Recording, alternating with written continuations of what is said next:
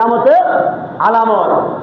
কিয়ামতের আগে নবীজি ভবিষ্যৎবাণী দিয়েছেন, একজন আরেকজনকে হত্যা করবে।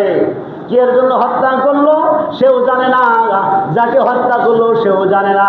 আমি কি অপরাধে আমি হত্যা হইলাম, কি অপরাধে আমাকে মারধর করলো, কোন কারণে আমার সাথে এই কাজটা করলো আমি তো জানি না।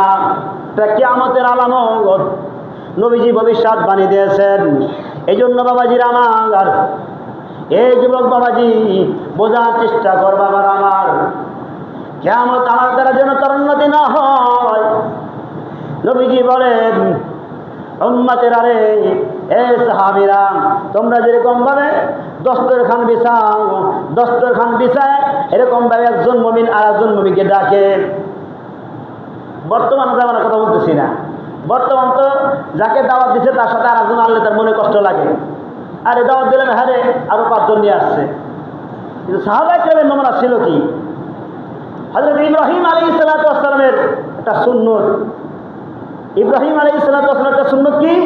মেহমান ছাড়া আল্লাহর বান্দা খানা খাইতেন না, মেহমান ছাড়া আল্লাহর বান্দা খানা খাইতেন না।